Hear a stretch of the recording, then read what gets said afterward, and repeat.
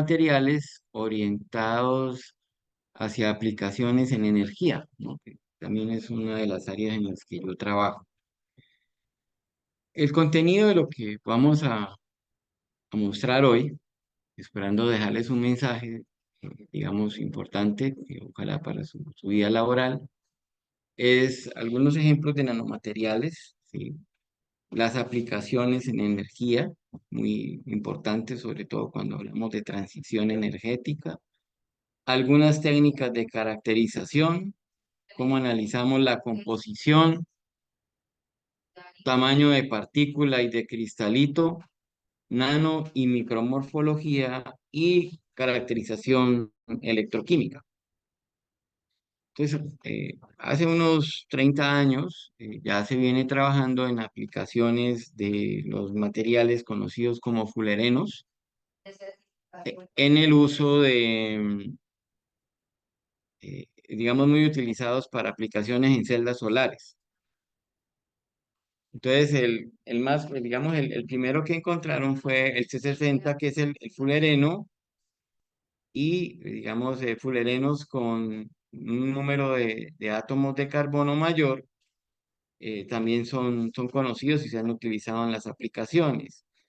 En carbono hay otro tipo de materiales también altamente estudiados hoy en día y con otras aplicaciones como el grafeno, los nanotubos de carbono que eran conocidos desde hace rato, los de pared simple, como los que tenemos acá, ¿sí? Nanotubos de pared simple o de pared múltiple. Los, los fullerenos, cuando son fullerenos concéntricos, entonces se conocen como nanocebollas y tienen unas aplicaciones interesantes en energía, en almacenamiento, ¿no? Entonces, tres ejemplos de las aplicaciones de los nanomateriales de carbono o metálicos tenemos acá. Entonces, este es un vehículo desarrollado por, eh, digamos, en el que se involucraron estudiantes en Holanda.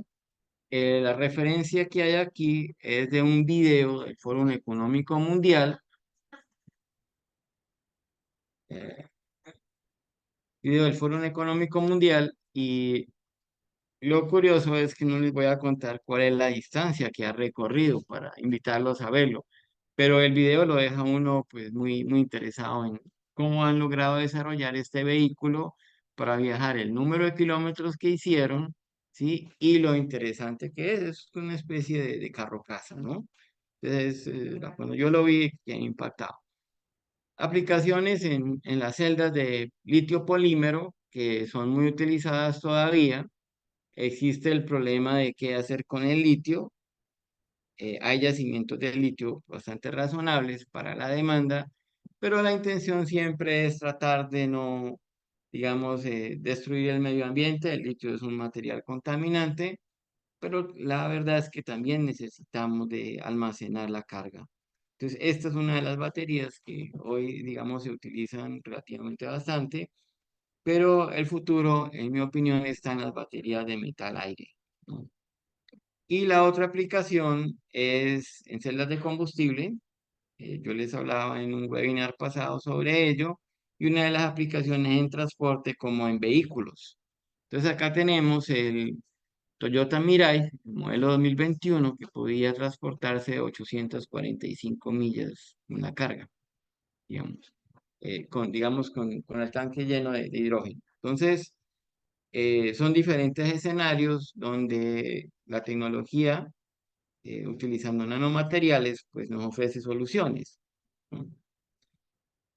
¿De qué vamos a hablar un poquito? Entonces, primero es importante conocer de qué está hecho el material. En otras palabras, confirmar que lo que nosotros estamos preparando realmente es lo que obtuvimos.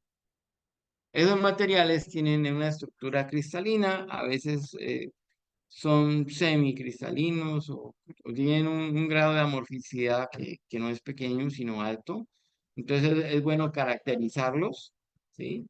Y las técnicas que se utilizan para ello son la difracción de rayos X, la difracción de rayos X y la microscopía electrónica de transmisión. Cuando trabajamos con materiales dispersos para tener áreas mayores, entonces es importante conocer cómo es esa dispersión. Entonces podemos hablar de nano y de micromorfología, ¿no? Nano es lo que, pues, digamos, nos interesa porque es probablemente lo que hemos preparado, pero la micromorfología nos dice qué tan uniforme realmente es, que aparece, a veces hay clústeres de cierto tamaño que no vemos en los análisis cuando estudiamos la nanomorfología y, no, y estamos perdiendo material. El análisis de superficie se puede hacer por voltametría cíclica, que es una técnica electroquímica, y espectroscopía de electrones fotoemitidos. Esta técnica, de esa técnica voy a hablar en el curso. Hoy no voy a tocar ese tema. Y la caracterización de la superficie, entonces se hace, como les mencionaba, por voltametría cíclica y la evaluación del material también. Entonces podemos tener o voltametría cíclica o experimentos de cronoamperometría. Solo un momentico, por favor, que voy a...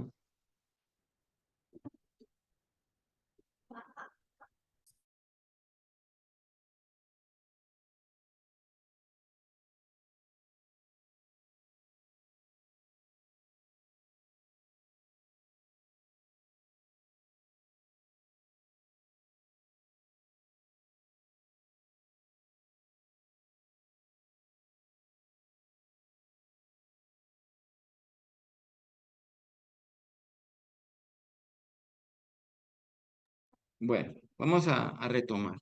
Entonces, ¿qué necesitamos nosotros para, digamos, estar seguros que lo que tenemos está funcionando? Primero, una infraestructura idónea en términos de equipos. En la preparación de los materiales, ¿sí? Necesitamos pues sustancias con un grado de pureza analítico, ¿sí? Y un control de las condiciones experimentales, algo en lo que usualmente no se, digamos, no se considera, y eso es por falta de conocimiento, es el control de la temperatura, ¿no? Uno debe tener la temperatura del cuarto controlado, si son experimentos en solución, en lo posible trabajar con control de temperatura de los baños, ¿sí? Los experimentos funcionan bastante bien cuando la persona es cuidadosa, ¿no? Entonces, todos los detalles experimentales garantizan por lo menos que los resultados al final, si no son los mejores, él pueda encontrar qué puede mejorar cuando revisa el procedimiento, tener los equipos calibrados y con el mantenimiento periódico que hay que hacerles. Muchas veces nosotros no tenemos el equipo que necesitamos en el laboratorio. Nos pasa en Latinoamérica. Hay un equipo en una universidad, uno va hasta allá, otro en otro lugar, o en un instituto de investigación, y ese equipo lo maneja un técnico o profesional, inclusive especializado. Entonces, es importante que ojalá esa persona sea formada en esa tecnología, en esa técnica, ¿sí? En lo posible que sea un experto, ¿no? Porque no es solamente él opera el equipo, como uno puede discutir los resultados con él. Y algo que usualmente uno no ve, por ejemplo, en los proyectos cuando lo realiza, es después de obtener el resultado, por ejemplo, una imagen donde hay muchas nanopartículas, es cuál es el tratamiento de los datos, qué software se va a utilizar para medir, por ejemplo, el tamaño de cristal o el tamaño de partícula. Entonces, no es lo mismo contar 50 partículas que contar 1000. Y eso toca una por una, ¿sí? Entonces, hay que tener toda una serie de cuidados, no solo en la preparación, no solo en la colecta de la medida, como en el manejo de la información para encontrar el resultado que queremos. Una de las técnicas utilizan unas de electrones que impacta sobre la muestra, ¿sí? Entonces, en ocasiones, el haz genera digamos, electrones secundarios, que es lo que se utiliza en el microscopio electrónico de barrido, y las imágenes de electrón secundario son aquellas donde uno puede ver la superficie de los materiales. Hay otra técnica que son los electrones retrodispersados, ¿no? Entonces el haz de electrones golpea la muestra y donde hay núcleos con mayor número, átomos con mayor número de electrones, por ejemplo, concentrados en clústeres, entonces la retrodispersión es más acentuada. Entonces nosotros podemos ver que el material no está uniformemente disperso. Y cuando el haz se transmite, ¿sí? A veces podemos tener el fenómeno de difracción de electrones en muestras cristalinas. El haz que impacta sobre la muestra y es transmitido se utiliza en el microscopio electrónico de transmisión, ¿sí? Eh, Hay otra técnica que es la difracción de rayos X que se utiliza mucho. Entonces hay una condición. Los átomos tienen que estar organizados como un cristal. Obviamente, un material, digamos, razonablemente grande no va a ser un cristal perfecto, pero va a estar lleno de lo que se llaman cristalitos, ¿no? Digamos, está construido por una gran cantidad de cristales y entonces los rayos X que impactan sobre la muestra van a presentar el fenómeno de difracción cuando se cumple, ¿sí? Que la longitud de onda puede ser una o un múltiplo de ella es igual a dos veces la separación entre los planos cristalinos por el seno del ángulo de incidencia. Esto se conoce como la ley de Bragg, ¿sí? A veces esto cuando uno lo mira inicialmente, pues dice, "Bueno, esto yo no me queda muy claro. Ahora que veamos los ejemplos van a ver lo útil que es para caracterizar el material. Entonces, por ejemplo, acá tenemos a la izquierda una imagen de un espectro de EDX que se utiliza para mirar la composición de una muestra. Entonces, eh, uno en el espectro tiene intensidad, ¿sí? Y un eje que es en energía, kiloelectronvolts. Y en la escala de energía, el aparato nos muestra qué elementos hay en la muestra. ¿Sí?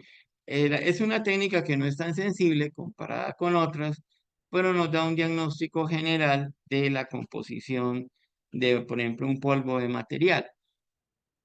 La misma técnica, eso se coloca en el microscopio, en el portamuestras del microscopio electrónico de barrido. Pero si yo utilizo, por ejemplo, un microscopio electrónico de transmisión, que me va a mostrar las partículas, y si es uno de transmisión de alta resolución, yo puedo mirar la composición de una de las nanopartículas, ¿sí? Entonces, a la izquierda yo puedo tener un polvo, ¿sí?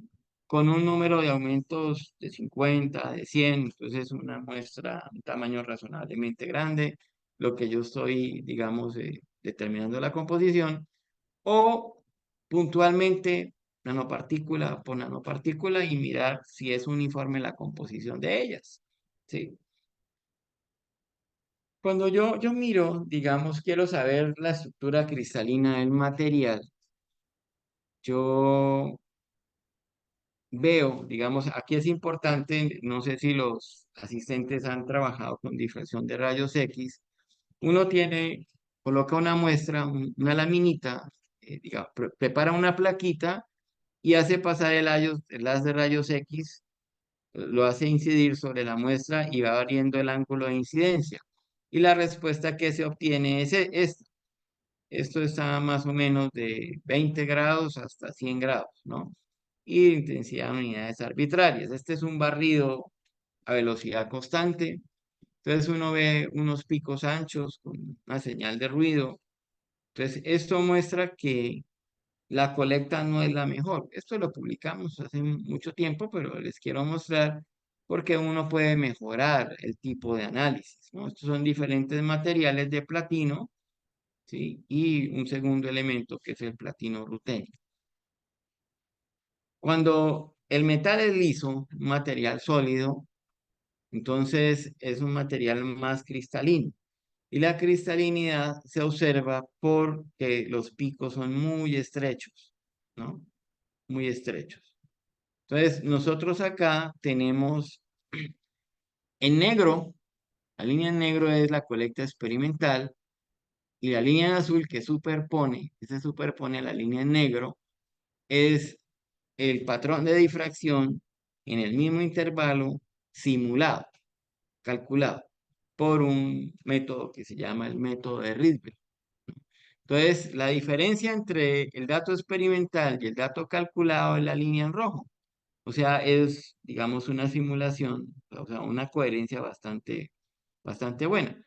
Este patrón, los datos experimentales no son como el anterior, que es un barrido del ángulo continuo, sino se barre un ángulo de 0,02 grados y se espera 5 segundos y se hace la colecta del dato de los puntos de difracción, se barre otro poquito y se hace la colecta, vuelve y se barre el ángulo, se espera 5 segundos y entonces una colecta que puede durar 1 hora o más, mientras que la otra puede demorar unos minutos.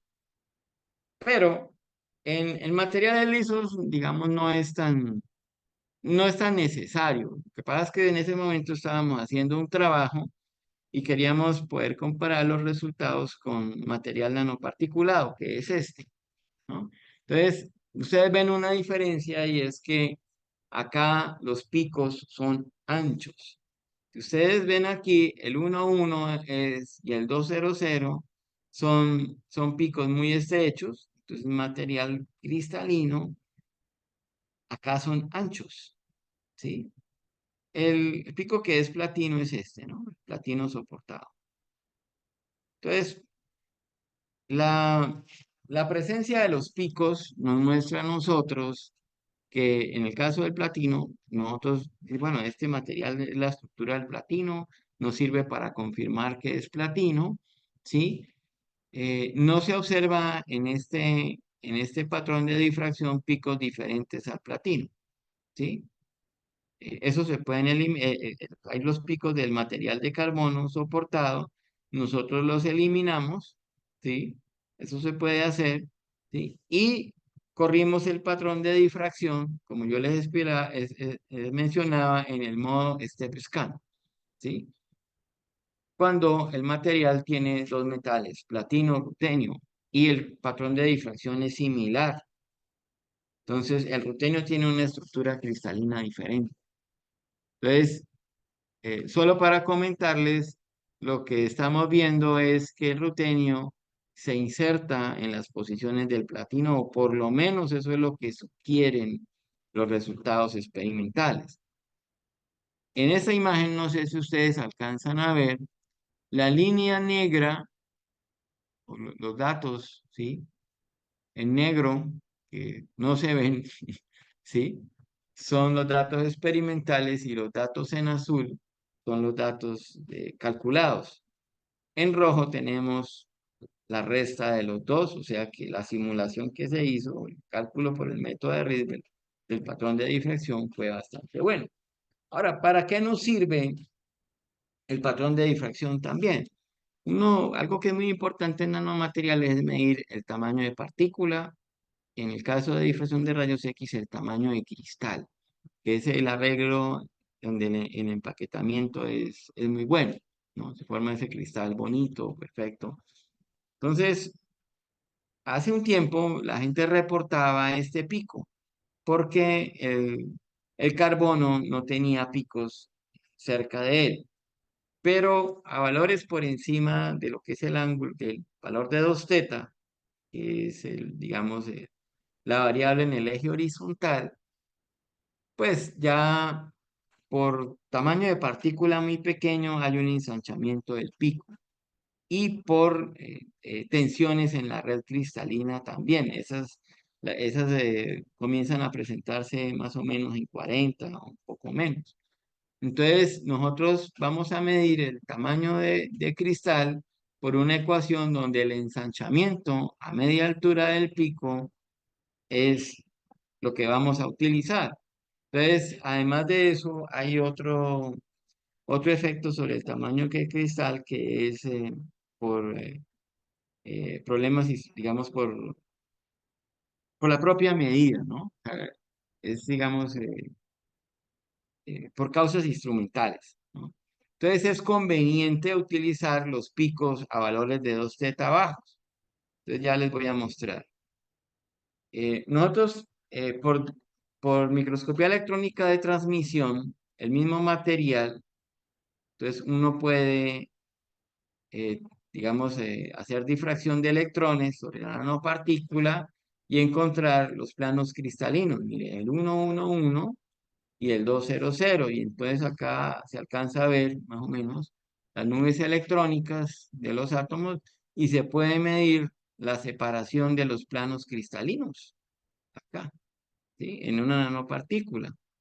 Aquí les amplío la imagen para que puedan ver mejor lo que les estoy diciendo. Y en el platino hay estos empaquetamientos.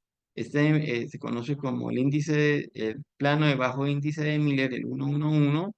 Es un empaquetamiento mucho mayor que el 100 y que el 110, ¿sí? Entonces, como yo les mencionaba, se utilizaba el pico del plano 220 para calcular el tamaño de cristal, ¿no? Eh, Esa es la ecuación que se utiliza para, digamos, el diámetro medio del cristalito, ¿sí? Que se conoce como la ecuación de Scherer. Uno considera una partícula de forma esférica, se utiliza el diámetro a la media altura, ¿sí? Pero les quiero mostrar es cuál es la diferencia cuando utilizamos el plano 220 y el plano 111. Si ustedes ven, el patrón calculado es mucho, superpone los datos experimentales. Entonces hay una diferencia cuando hacemos el cálculo bastante bien de 4 acá a 3,8, ¿sí? En el 220. Aquí, digamos, esto cuando es platino rutenio y cuando es platino es 4 y 3,9. Eso tiene una incidencia porque el número de átomos cambia y cambia bastante en la medida que el tamaño de partícula va aumentando. Bueno, cuando hablamos de la parte de nanomorfología, ¿sí? Esos son tamaños de cristalitos, lo que yo estaba hablando. Cuando hablamos de nanomorfología, y yo estoy preparando nanomateriales, por ejemplo, platino en nanomateriales de carbono, los punticos oscuros que ustedes ven aquí son las nanopartículas de platino. Y estas partículas más difusas es el soporte de carbono, que es carbono vulcan. Entonces, yo puedo ver que yo tengo una mala deposición del platino sobre el soporte de carbono, o aquí en esta otra imagen tengo una deposición bastante marcada en una porción de material y muy pobre en otra, ¿sí? Entonces, esos son problemas de cómo estoy preparando el material. A veces, lo que se forman son clústeres en la muestra. Entonces, estoy perdiendo también área superficial para participar de la reacción.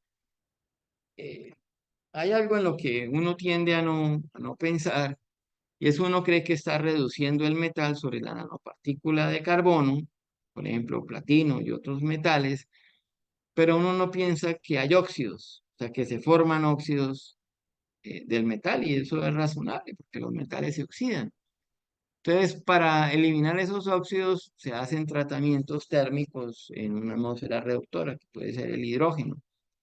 Y entonces el resultado de esos tratamientos térmicos es lo que tenemos a la derecha. Un aumento en el tamaño de partícula es un material más activo electroquímicamente, pero el tamaño de partícula es mayor.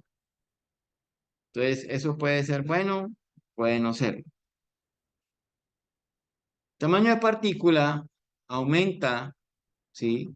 Como lo vemos acá en el eje horizontal, pero en el eje vertical tenemos la dispersión, que son los átomos en la superficie sobre los totales. Y cuando hay partículas de 1 nanómetro, el 90%, un poquito más de los átomos están en la superficie. Cuando hay partículas de 10 nanómetros, el 14% de los átomos están en la superficie. 10 nanómetros. En muchos procesos, en laboratorio y en procesos industriales, se utilizan tamaños de partícula de micras, 100 micras y más. Entonces, nosotros estamos perdiendo o no aprovechamos una cantidad de material muy grande.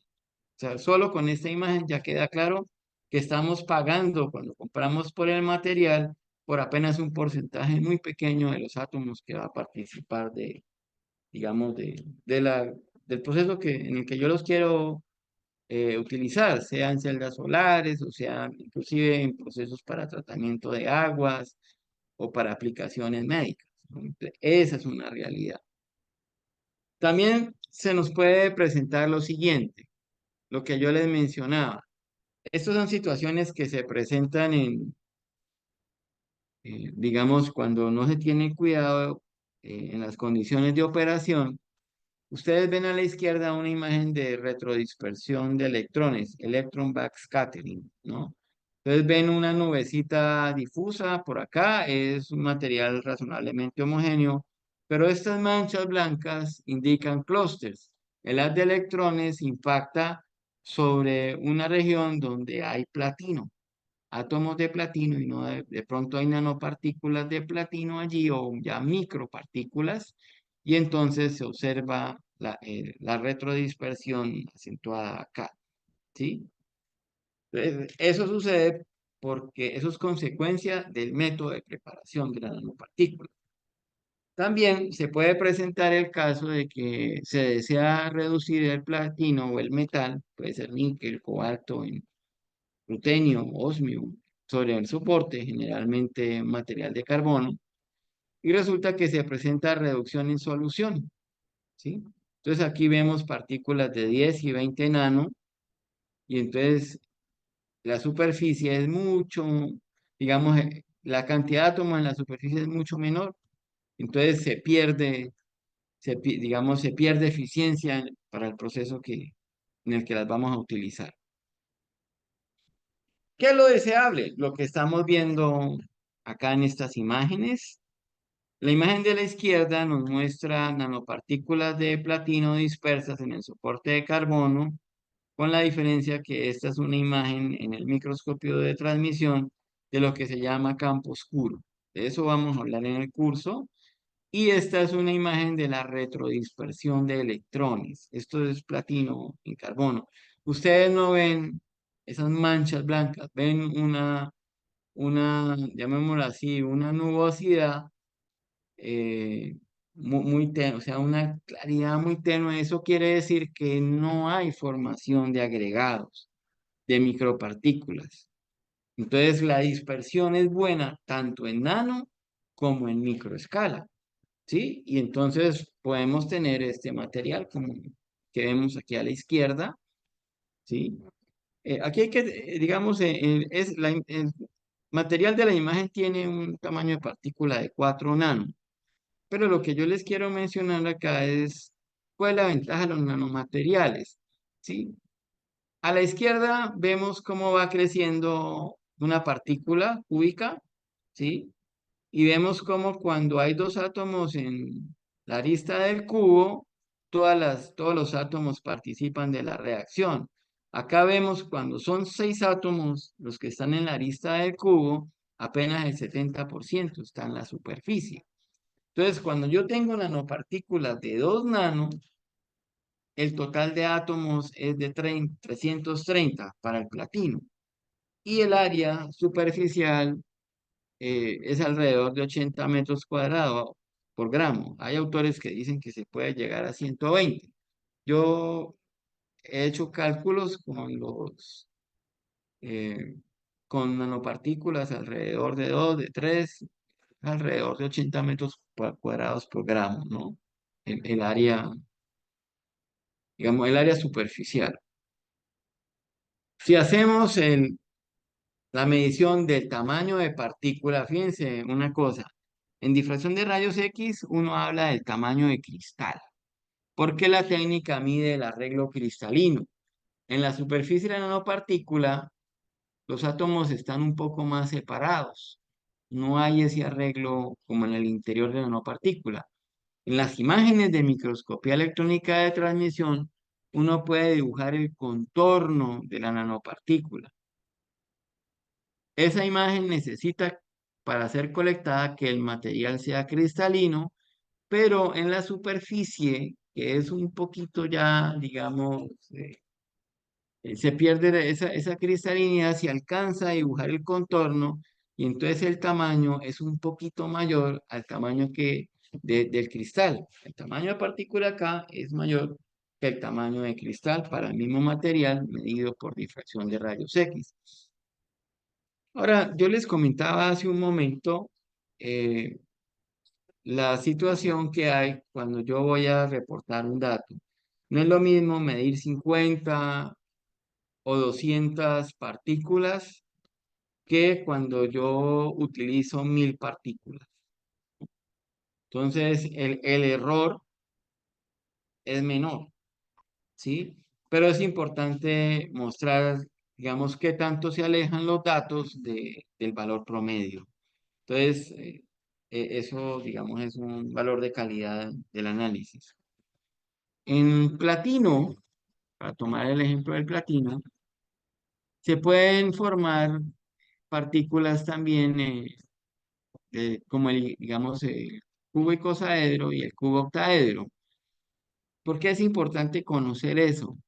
Porque los átomos en las puntas son más activos que los átomos en los bordes, que los átomos en el interior de los planos. ¿Sí? Acá porque son pocos átomos y acá también. Cuando la partícula crece, el número de átomos en el interior del plano va a ser mayor que los átomos en los bordes y a su vez que los átomos en las puntas, ¿sí? Y resulta que porque son más activos los de los bordes y los de las puntas, los átomos metálicos necesitan estar llamémoslo así, en contacto, enlazados a otros átomos del mismo elemento. Los de las puntas y los bordes están enlazados a menos átomos que los del interior o que los que están en el interior del plano. Entonces son menos estables. Entonces ellos buscan estabilizarse y por eso reaccionan, digamos, son mucho más reactivos. En el pasado, hace unos 20 años más o menos, se, digamos, se hablaba del efecto del tamaño de partícula para ciertas reacciones. Y entonces se decía, para la oxidación de hidrógeno, el mejor tamaño de partícula es 2 nanómetros, es 3. Algunos decían, al bajar el tamaño de partícula, el área superficial va a ser mayor, entonces voy a tener más actividad. Resulta que en platino, cuando tú bajas de 1,5 nanómetros, el material ya no se comporta como un metal. Entonces hay un umbral experimental, ¿sí? Y por otro lado, no es lo mismo tener una dispersión como esta, que es relativamente ancha, a una dispersión mucho más estrecha, donde se ha controlado el tamaño de las partículas y se habla de partículas monodispersas. Entonces, allí uno ya puede decir, hay un tamaño de partícula definido. En la otra uno dice, el tamaño de partícula promedio es tanto, pero la dispersión es ancha. Entonces, ¿quiénes son los responsables de la actividad catalítica? Las partículas más pequeñas que están en menor porcentaje, los átomos en las puntas. Entonces, algo que parece sencillo, realmente probarlo era diferente. Entonces, se viene trabajando ya hace unas 2 décadas y se utilizan tensoactivos, los métodos coloidales para controlar el tamaño de las partículas. Entonces, estos son algunos ejemplos. Es un paper en Chemical Communication de 2015, donde hay ejemplos de partículas monodispersas, ¿sí? Y entonces aquí uno ya las puede utilizar y puede hacer afirmaciones de cuál es el tamaño apropiado, ¿sí? Pero tiene que basarse en una imagen que le permita confirmar y ahí es la microscopía electrónica de transmisión. Estas son imágenes de microscopía electrónica de transmisión. Estas también, ¿sí? Entonces, en una escala diferente. Si ustedes fijan, estas tienen más o menos 50 nano, las anteriores tienen más o menos un 10 nano, ¿sí? de tamaño de partícula. Bueno, ahora, la pregunta aquí es, bueno, ¿y la superficie? Porque una cosa es preparar la nanopartícula y otra cosa es cuál es la respuesta a esa nanopartícula, suponiendo que haya hecho las cosas bien. Entonces, acá les tengo unos ejemplos. Este es un trabajo que publicamos en 2017 con Vivian Karina Ocampo. Y ustedes ven acá un material de platino soportado en carbono, cobalto en carbono, níquel en carbono y diferentes mezclas binarias como esta, platino cobalto, níquel cobalto, platino níquel, ¿sí? Entonces uno dice, bueno, ¿cómo sé yo cuál es la parte activa de ese material? Para algunas reacciones, el catalizador es el platino. El níquel y el cobalto tienen otras funciones que son importantes, pero el catalizador es el platino. Entonces uno dice, bueno, el área que yo voy a medir, el área catalítica es la del platino. Entonces resulta que en el platino, estos picos a bajos potenciales, si ustedes ven, esto es contra el electrodo reversible de hidrógeno, estos picos me muestran que hay hidrógeno en la superficie del platino, ese hidrógeno se desprende, se oxida, y por cada átomo de hidrógeno se libera un electrón.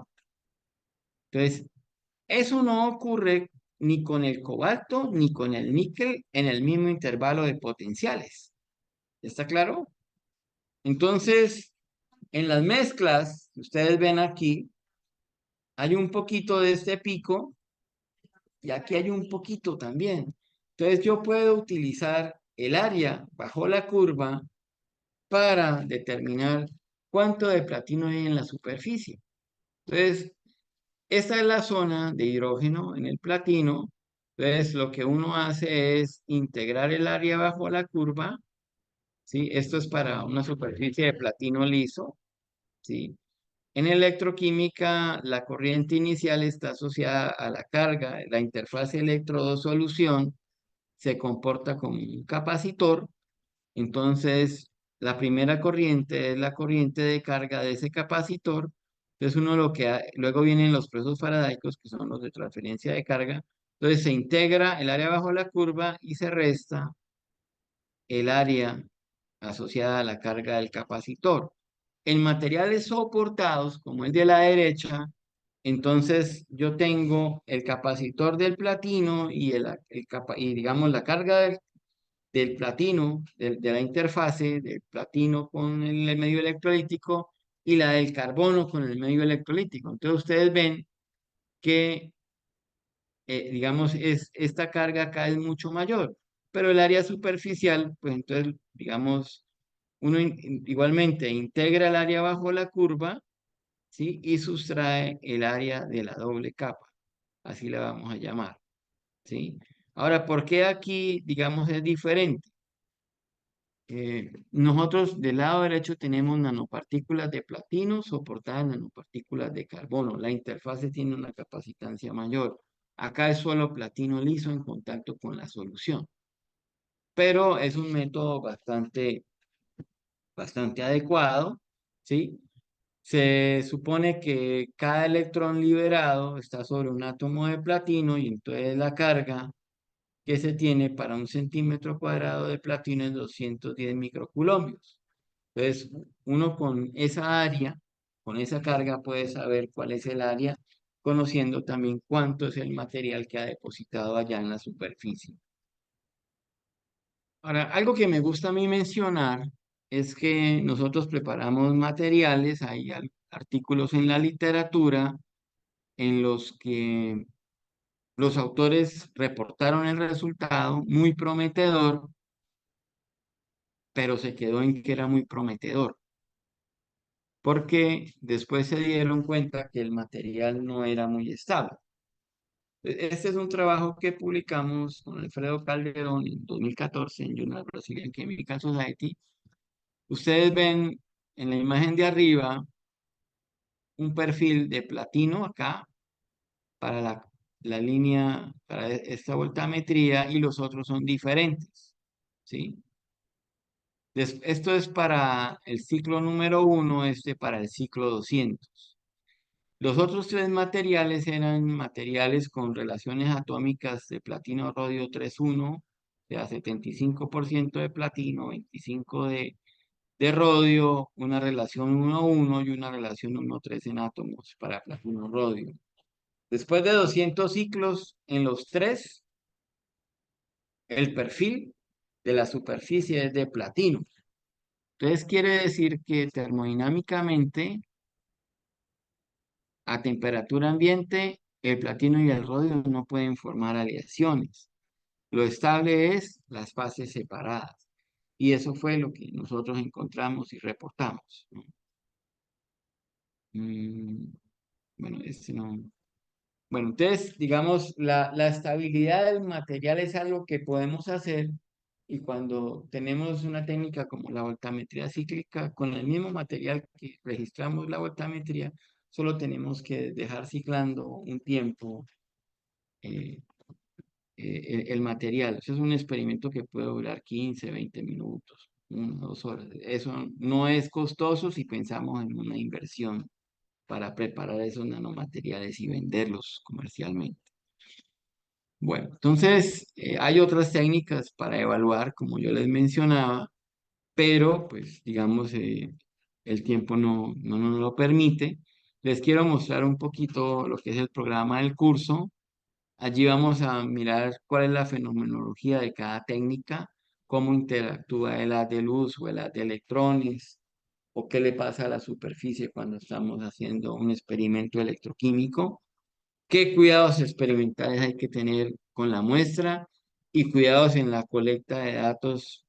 Me explico, cuando estamos usando el equipo que colecta los datos, por ejemplo, el microscopio de transmisión, el microscopio de barrido, o cuando estamos realizando un experimento electroquímico, ¿cómo analizamos los resultados? Yo pienso que hay que ser muy crítico. eh, Tengo la experiencia de haber escuchado a diferentes personas y la propia, pero tengo un recuerdo de Teresa Ibacita, una profesora argentina. Ella demoró un resultado para publicarlo casi un año, porque había trabajado con una superficie monocristalina y aparecía una banda en uno de los espectros que tenían que podía ser muy interesante en términos científicos. Pero ella dudaba si la banda era resultado de la impureza que se reportaba para ese material. Y el porcentaje de impureza era muy, muy, muy bajito. Entonces tenemos que ser críticos antes de salir a anunciar los resultados. ¿De qué técnicas vamos a hablar en el curso? De EDX, de imágenes de electrón secundario, de retrodispersión de electrones, de microscopía electrónica de transmisión, de difracción de rayos X y el método de Rydberg, de espectroscopía de electrones fotoemitidos, voltametría cíclica, cronoamperometría, ultravioleta visible, infrarrojo y Raman, que son técnicas muy útiles, por ejemplo, cuando estamos trabajando con materiales de carbono, ¿no? Bueno, ¿qué consideraciones finales tenemos sobre la charla? La preparación de las muestras es clave.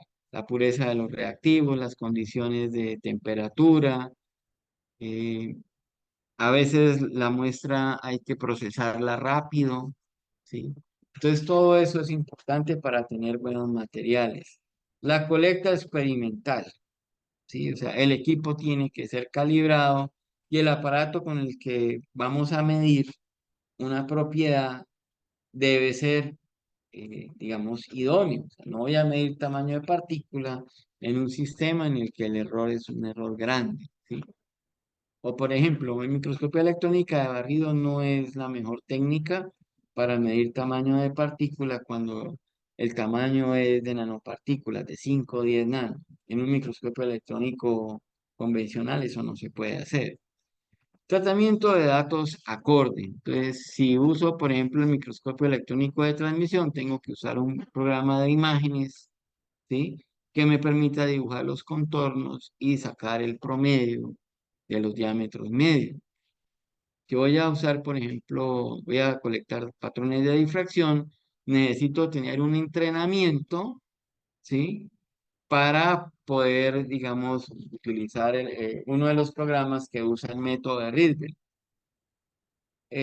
Una caracterización completa obviamente requiere técnicas diferentes, pero lo que al final me define si el material es bueno o no es la evaluación para la aplicación para la cual lo estoy preparando, me explico.